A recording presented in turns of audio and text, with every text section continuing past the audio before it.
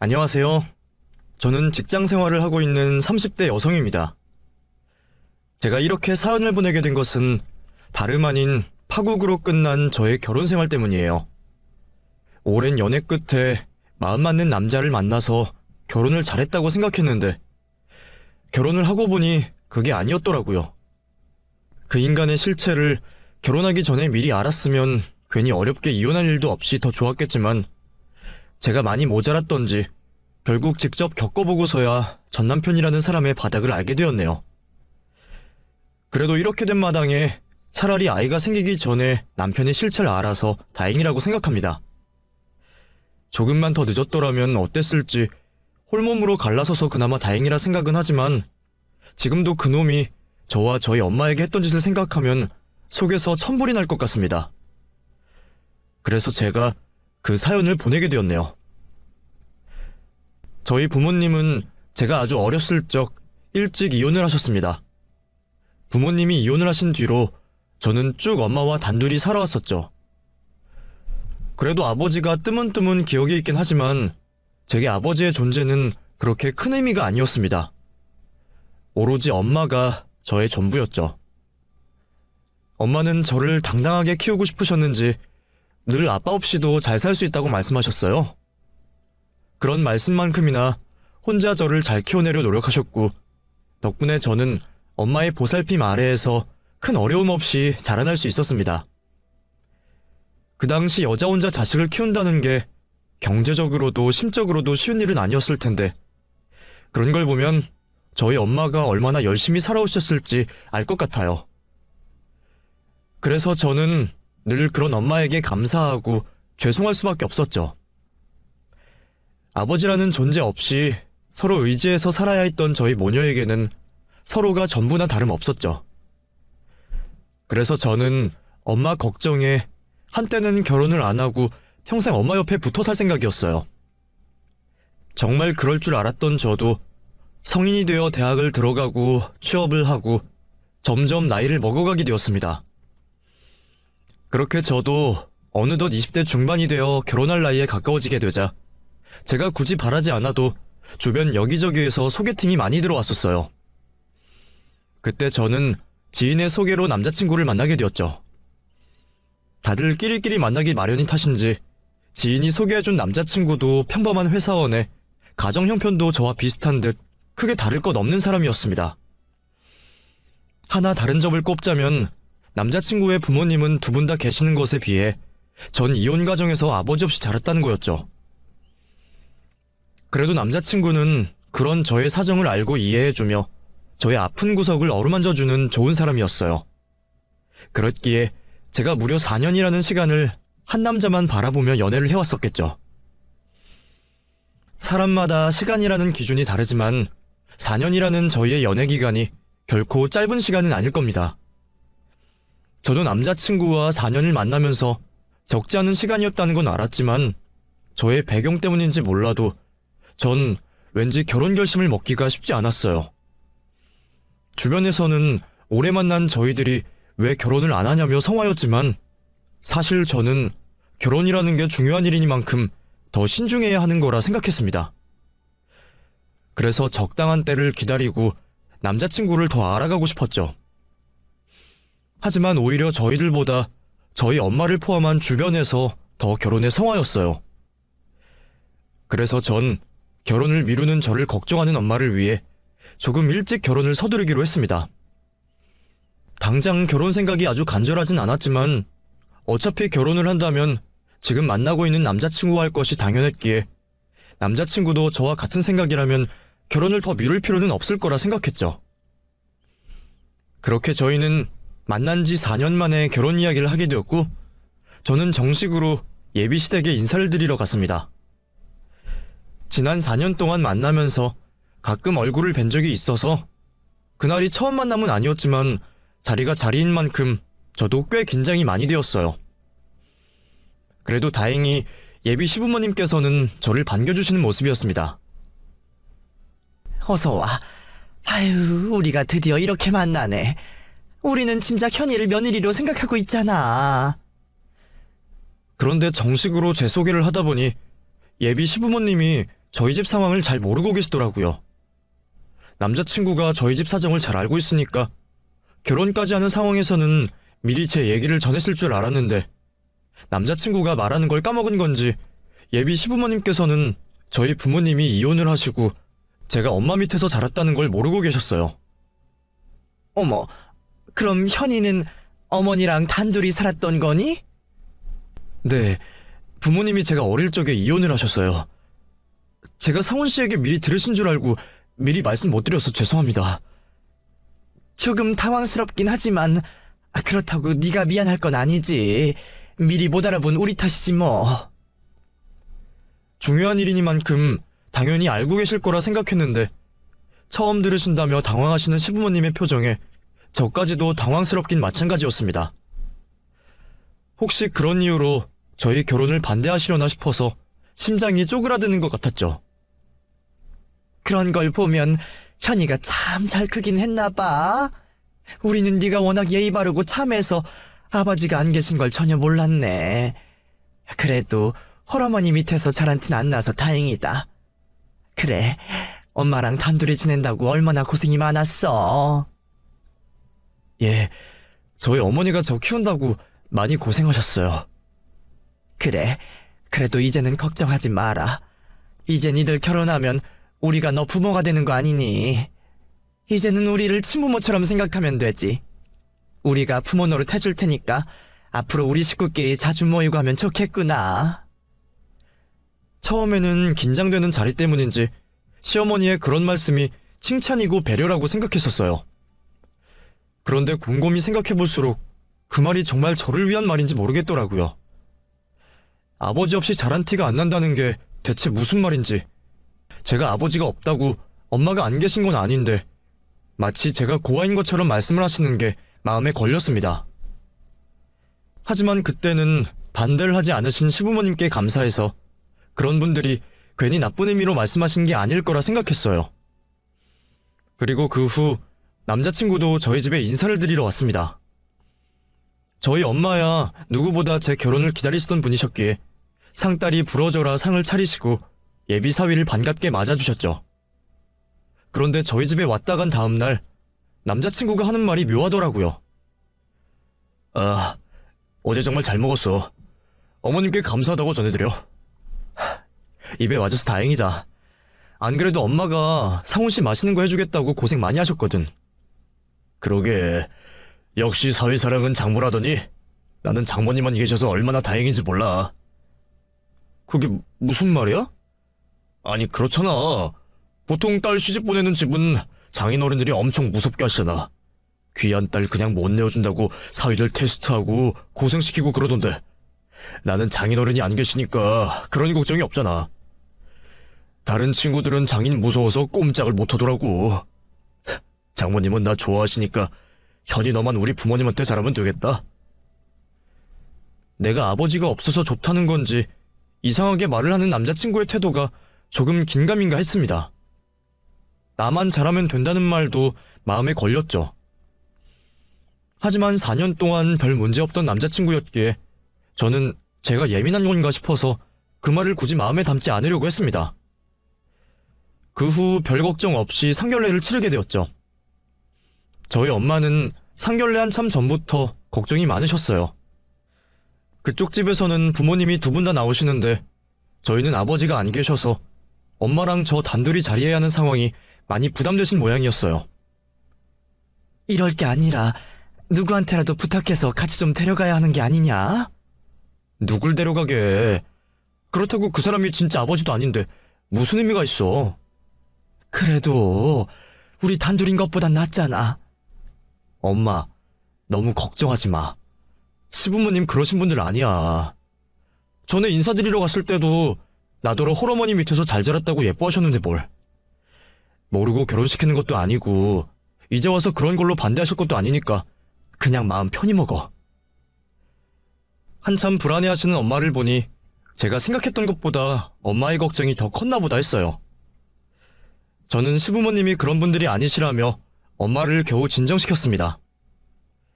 그런데 그런 제 말이 무색하게 상견례 당일날 시부모님이 저희 엄마 앞에서 아버지 얘기를 꺼내시더라고요. 근데 솔직히 저희 입장에서는 며느리 욕심이 있었던지라 현이가 아버지 없이 컸다는 얘기를 듣고 많이 놀랐습니다. 아, 예. 제가 오래전에 이혼을 해서 현이를 혼자 키웠습니다. 예. 그 얘기도 들었고요. 물론 현이가 그렇게 자란 티가 안 나서 다행이긴 하지만 저희는 괜히 걱정스럽기도 하네요. 사돈이 혼자 계시니 나중에 모시고 살아야 하는 건 아닌지 걱정도 되고요. 아닙니다. 그런 건 걱정 안 하셔도 됩니다. 저 그래도 꽤 열심히 살았어요. 지금 살고 있는 집도 작아고 나중에는 그 집으로 주택연금 받아서 살 생각이에요. 그러니까 애들한테 괜히 손 벌리고 힘들게 하는 일은 없을 겁니다. 물론 그러시겠죠. 저도 그냥 걱정되어서 하는 얘기였어요. 그럼 결혼 준비할 때도 걱정 안 해도 되는 거죠? 그럼요. 하나뿐인 자식 결혼시키면서 빈손으로 보내진 않을 겁니다. 제 기분 탓인지 모르겠지만 시부모님이 왠지 혼자인 저희 엄마를 무시하고 만만하게 보는 것 같이 느껴졌어요. 그 앞에서 엄마는 안절부절하며 해명하기만 바쁘셨죠. 시댁에서는 저희 결혼에 도와줄 여력이 없으신 걸로 아는데 왜 굳이 저희 엄마의 사정을 들추시는지 모르겠더라고요. 결국 남자친구와 저는 그 일로 다투게 되었습니다.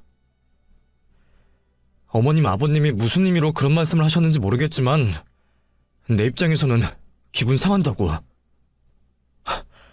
우리 엄마가 누구 앞에서 고개 숙여야 하는 사람 아니잖아. 왜 사람을 괜히 기죽게 만드셔? 왜 우리 엄마를 짐처럼 취급하셔? 그런 거 아니야. 왜 자꾸 그런 식으로 나쁘게 해석해? 우리 부모님은 그냥 사돈이 걱정되셔서 그러시는 거지 무슨 무시를 해. 정말 그런 거 아니야. 그리고 장모님께 문제 생기면 당연히 내가 챙길 건데 뭘 걱정해. 그러니까 괜히 별거 아닌 걸로 화내지 말고 우리 결혼 준비나 잘하자. 잘 싸우지도 않던 저희가 결혼 직전 크게 다퉈 걱정이었지만 다행히 저를 잘 달래는 남자친구 덕에 저희는 무사히 결혼을 하게 되었습니다. 시종일관 걱정하며 염려가 많았던 엄마도 그제서야 한시름 덜은 듯 했죠. 그렇게 어렵게 결혼을 했으니 앞으로의 결혼 생활은 행복할 수 있을 거라 생각했습니다. 남편만 믿고 의지하면 저도 안정감을 느끼고 행복하게 살 거라고 믿었어요. 하지만 남편은 결혼한 지 얼마 되지 않아서부터 자꾸 딴 생각을 하기 시작했습니다. 평범하게 회사 잘 다니던 사람이 갑자기 사업 얘기를 하기 시작했죠. 30이 넘어가니 노는 물이 달라지는 건지 남편은 자꾸만 주변 사람들을 부러워하며 그 사람들이 사업을 하는 것을 따라하고 싶어 했어요. 사실 남편 친구들 중에는 사업을 하는 사람들이 많았는데 전부 고향 친구들이었어요. 같이 대학을 나온 동창들은 전부 회사 생활을 하는 데 비해서 고향 친구들은 대학은 못 가고 일찍 사회생활을 해서 자기 사업을 하는 사람들이 많았거든요. 사실 사업이라고 해도 제대로 된 사업이 아니라 휴대폰 대리점이나 중고차 판매 같은 일들이었지만 그 사람들이 돈을 많이 번다는 얘기에 남편이 자꾸 혹하는 것 같았어요. 하지만 저는 남편의 그 고향 친구들이 별로 마음에 들지 않았었습니다. 학창시절에 공부 안 하고 놀다가 사업을 한다 그러고 소위 말해 양아치 같은 사람들이라 저희 남편과 어울리지 않는다고 생각했거든요. 남편은 그래도 고향 친구들이라며 자주 만났지만 저는 남편이 그 친구들과 거리를 두기를 바랐어요. 그런데 그 친구들이 몇 년 전부터 사업을 한다며 큰 돈을 만지고 하는 걸 보더니 남편도 그게 부러운지 자꾸 딴 생각을 하기 시작하더라고요. 그랬던 남편이 결국 제 말을 듣지 않고 사업을 벌였습니다. 심지어 저한테는 퇴사를 알리지도 않고 사표를 내고 말을 했더라고요. 전세살이 하면서 무슨 용기인지 사업을 하겠다는 남편이 걱정스러웠지만 그래도 다행인지 처음에는 남편의 사업이 잘 되는 듯 했습니다. 하지만 역시 미천은 금방 드러나는 법인지 잘 되는 듯 했던 남편의 사업은 얼마 가지 않아 금방 제자리 걸음을 시작하게 되었습니다.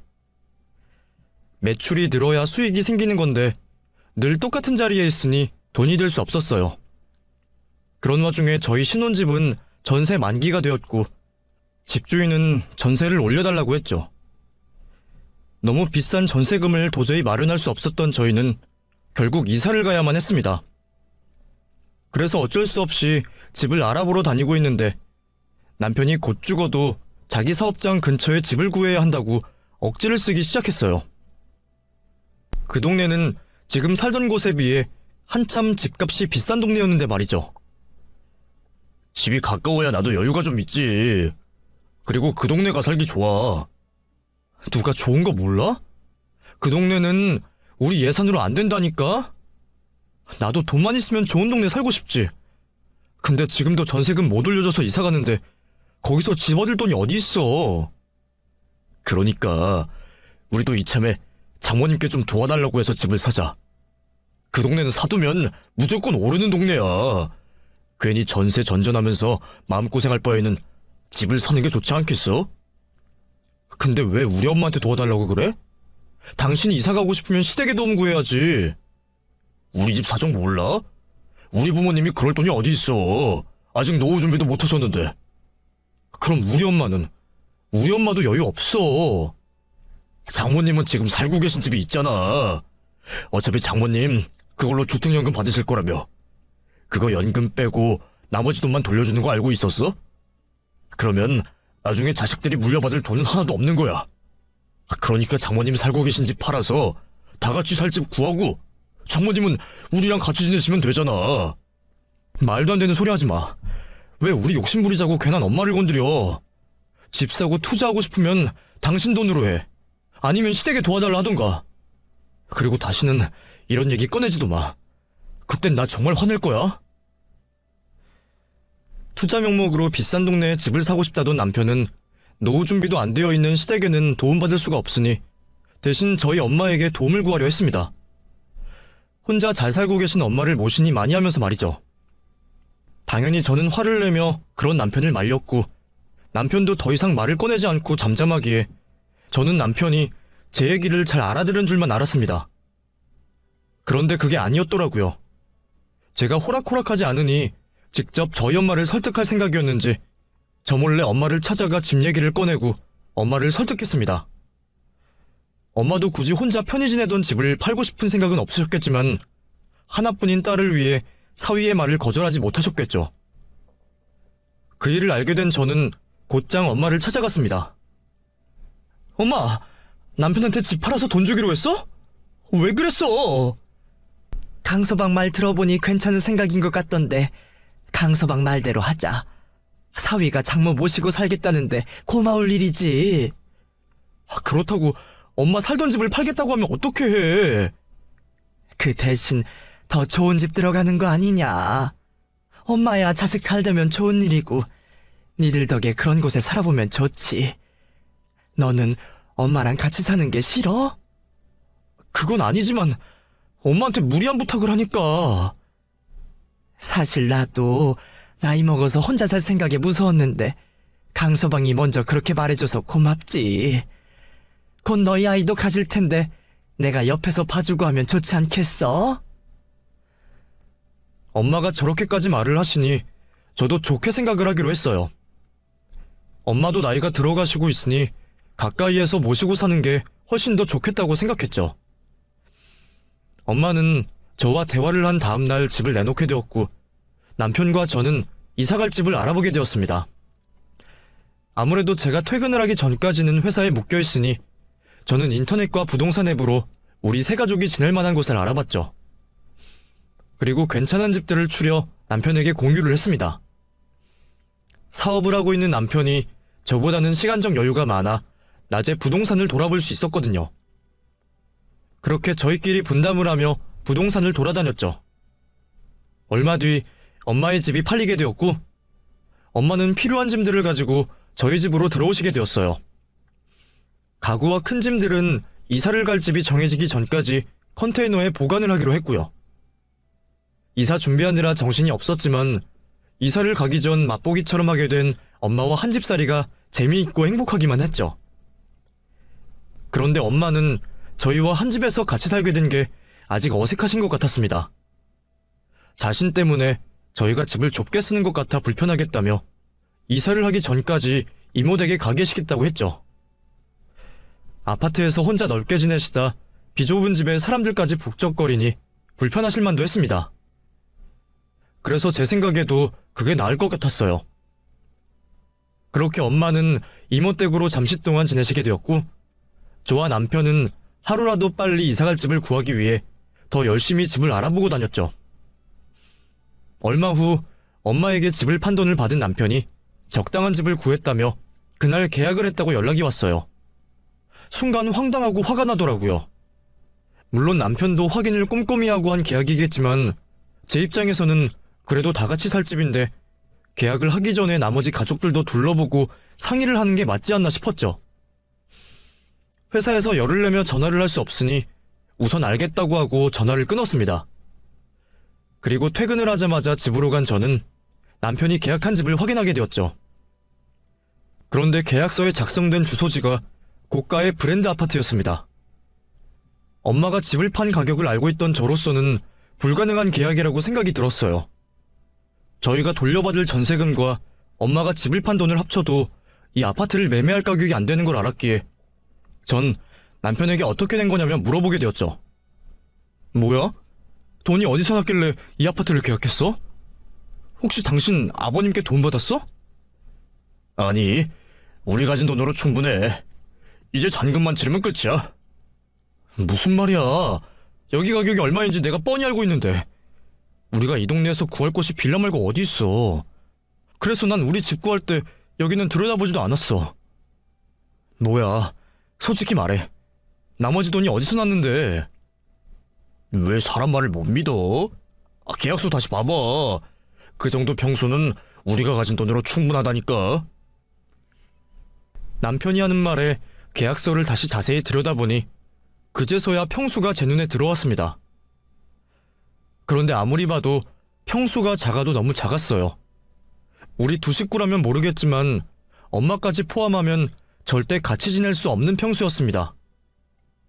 저희가 전셋집에 가지고 있는 집을 버리고 가야 하는 평수인데 지금도 좁아서 엄마가 잠시 이모 댁에 가 계신 와중에 어떻게 이 평수에 세 사람이 사는 건가 싶었죠. 이게 뭐야? 당신 지금 제정신이야? 이 평수에서 어떻게 사람 셋이 살아?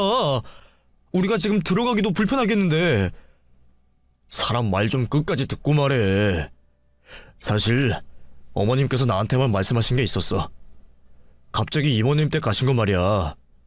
어머님이 우리 생각해서 앞으로 이모님과 사시겠다고 가신 거야. 괜히 내가 먼저 제안한 것 때문에 어머님께서 피해만 보시는 것 같아서 나도 그러지 마시라고 말려봤는데 어머니가 완강하시더라고. 그런데 우리랑 같이 사시면 어머님께서도 불편하시고 우리들도 힘든 일 많을 거라며 한사코 거절을 하시는데 어떡해. 너도 알잖아. 어머님께서 너를 위해서는 무슨 희생이든 하시는 분이라는 걸. 당신한테 말하고 어머님 설득시키려고 했는데 어머님께서 절대 그러지 말라고 신신당부를 하셨어.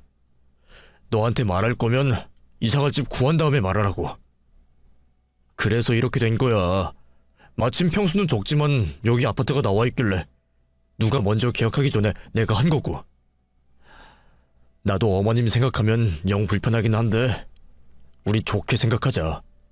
어머님 덕분에 우리가 브랜드 아파트에도 살아보게 됐잖아. 엄마라면 저를 위해서 그런 생각과 행동을 하실 만한 분이라고 생각이 들었습니다.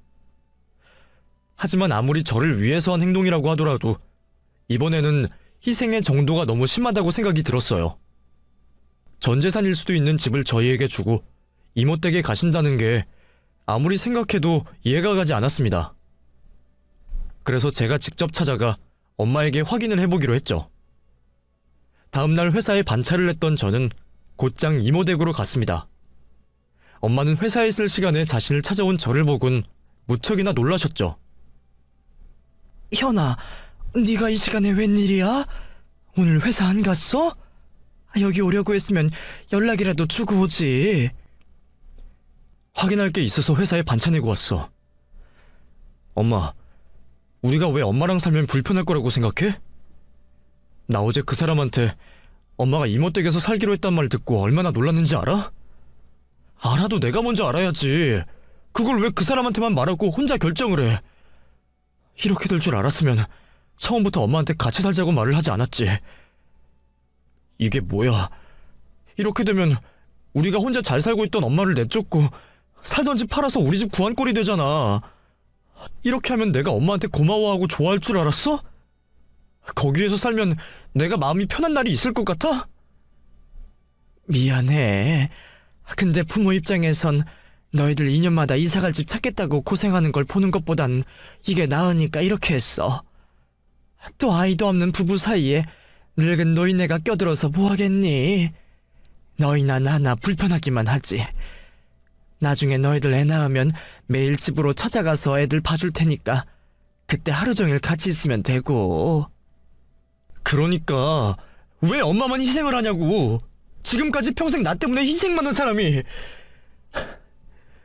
이모랑 사는 건 좋은데 그러면 집을 판 돈으로 좋은 거 먹고 브랜드 옷도 사 입고 그래야지. 왜 우리 집관인데 전 재산을 주냐고. 우리가 집을 좁은 곳으로 가더라도 엄마한테 돈 다시 돌려줄게. 그런데 저희 모녀의 대화를 옆에서 듣고 계시던 이모가 탐탁지 않은 표정을 하시며 한숨을 쉬셨고 더는 자리에 못 있겠다는 모습으로 집을 나가셨습니다. 저는 이모의 그 모습이 좀 이상하게 느껴졌어요. 왜 사람 촉이라는 게 있잖아요. 뭔가 저희에게 하고 싶은 말이 있으신 것 같은데 차마 그 말을 하지 못하시니 밖으로 나가시는 것 같았습니다. 제가 모르고 있는 일이 있을 수도 있겠다 싶었던 저는 엄마에게 확인을 해보기로 했어요. 엄마, 우리 집에서 나와서 따로 살겠다는 거 진짜 엄마가 먼저 그 사람에게 제안한 거야? 혹시 그 사람이 엄마한테 눈치 준 거 아니고? 어? 넌 무슨 소리를 하는 거야? 강서방이 엄마한테 눈치를 주긴 왜 줘?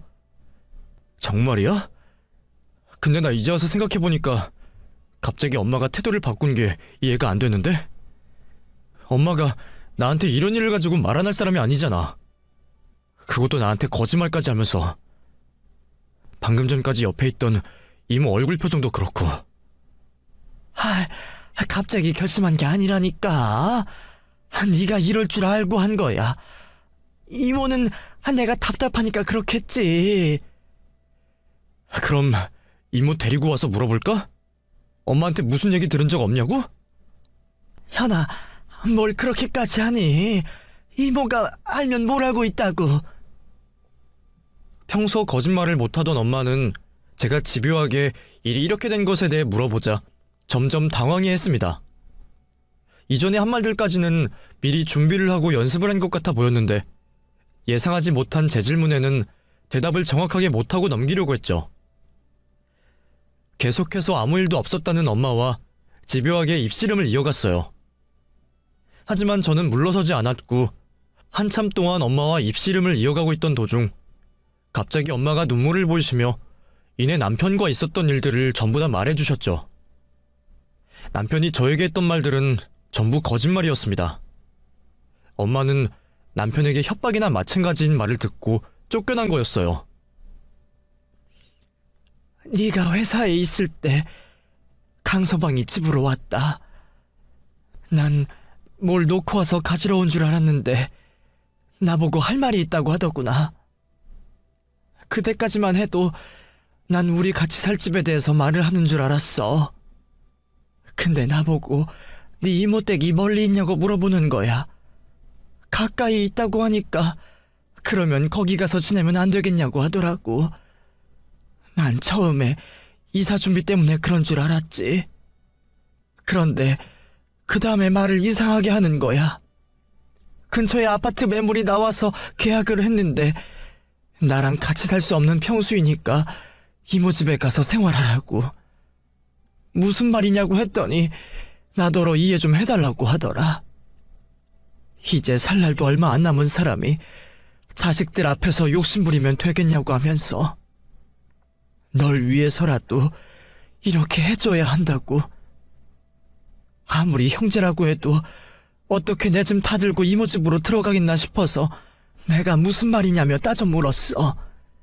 그렇게 할 거면 돈을 다시 내놓던지 아니면 내가 살만한 집이라도 구해주던지 둘 중에 하나는 해줘야 나도 살지 않겠냐고. 그런데 돈이 없다고 하면서 안 되겠대. 그러더니 나더러 하나뿐인 딸 이혼녀 만들 거냐며 너를 가지고 협박을 하는 거야. 나 하나 희생하면 네가 좋은 아파트에서 마음 편히 살아간다고 생각하니 그러는 게 맞겠다 싶더라. 강서방이 끝까지 입 다물고 있으라고 해서 그냥 그러기로 했어. 그러다 이렇게 된 거고. 근데 현아, 엄마는 괜찮아. 그러니 이번 일로 강서방이랑 다투려고 하지 말고 좋은 집에서 잘 살아. 그게 나한테 효도하는 거고 엄마 행복하게 만드는 거야. 내가 한번 이혼을 해봐서 알잖니. 너가 나와 같은 인생길 걷는 걸 볼 수 없다. 나중에 잘 되어서 엄마 집 하나 구해주면 되지. 그러니까 너도 이번 일 모른 척하고 있어. 엄마는 저보고 이번 일에 대해 듣고도 모른 척하고 있으라 말했지만 제가 어떻게 사실을 다 알고서도 가만히 있겠어요.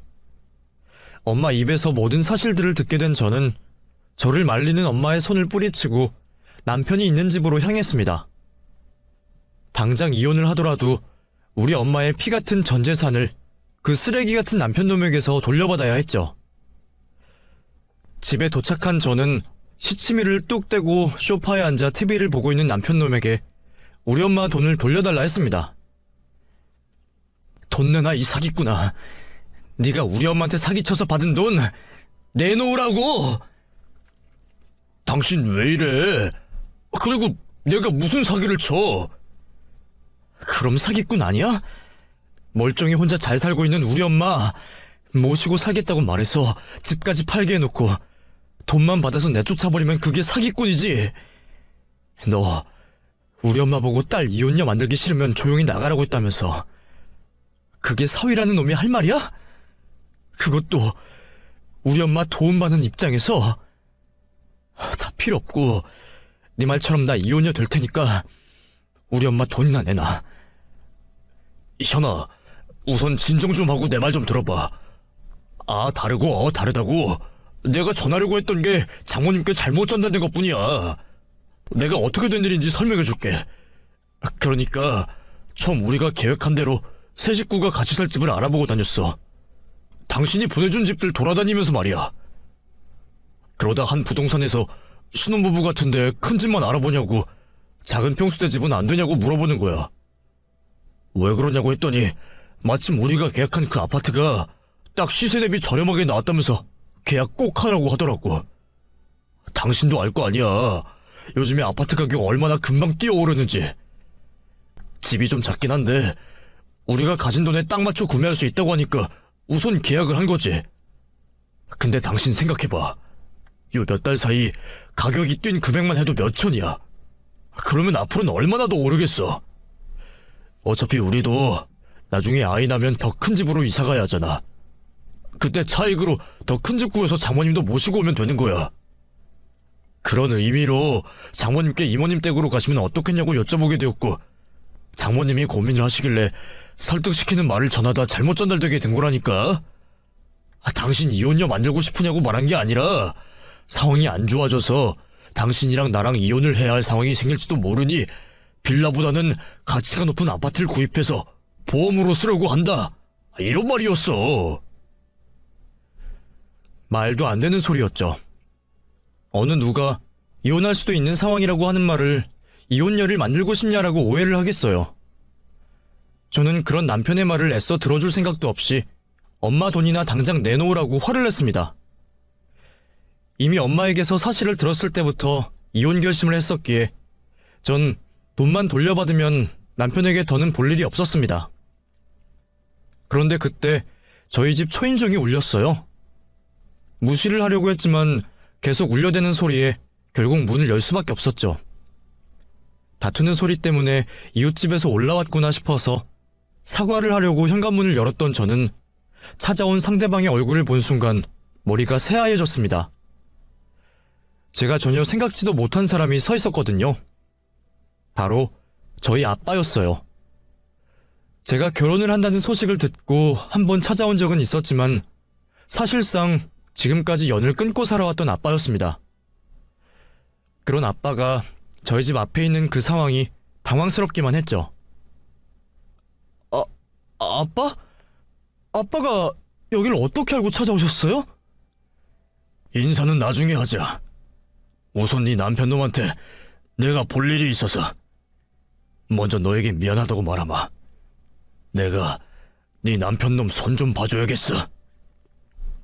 아빠는 저를 현관에 세워둔 채 집 안으로 들어갔습니다. 그리고 누구인지 몰라 어리둥절하고 있는 남편의 뺨을 사정없이 내리쳤죠. 누구시길래 남의 집에 신발을 신고 들어옵니까? 얼른 신발 안 입 꽉 다물어라. 안 그러면 너 이빨 다 나가니까. 통성명은 다 맞고 나서 하는 걸로 하고 우선 좀 맞자. 남편은 자신보다 덩치가 2배는 더 큰 저희 아빠에게 정신을 차리지 못하도록 뺨을 맞고 있었어요. 정신을 차리고 아빠에게 대항을 하려고 했지만 힘에서 상대가 되지 않았습니다. 나중에는 반항할 힘도 없는지 뺨을 맞으며 온 집안을 뒹굴고 있었죠.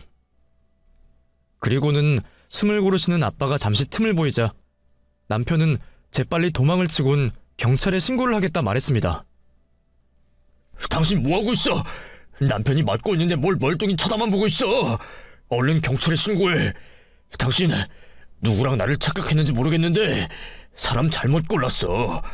나 웬만한 합의금 아니면 절대 합의 안 해줄 거거든.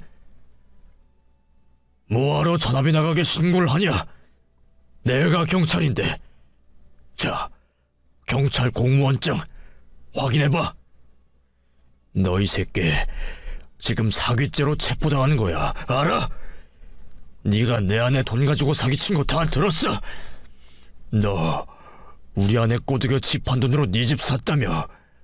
그 전에 한 약속 다 어기고 협박까지 하면서. 너가 맞은 거 내가 수사하는 데 있어 공무집행 방해를 해서 맞은 거라고, 이 새끼야. 아빠는 엄마에게 모든 이야기를 다 들었다고 했어요.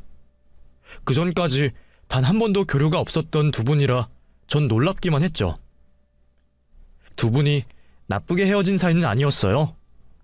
경찰이었던 아빠는 자신이 하는 일을 자랑스러워하셨고 그래서 더 열심히 하셨던 분이었죠. 그러다 보니 가정에는 소홀할 수밖에 없었습니다.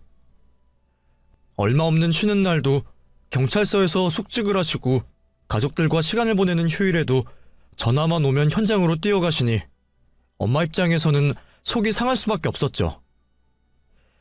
제가 자라면서 아빠의 존재가 더욱더 필요해질수록 엄마의 불만은 커져만 갔죠. 결국 참다 못한 엄마가 아빠에게 마지막으로 기회를 주었다고 해요. 적어도 휴일만큼은 일 생각 없이 가족과 지내는 걸로 약속을 하셨다고 했죠. 그런데 아빠는 그 약속을 어겨버리고 말았습니다.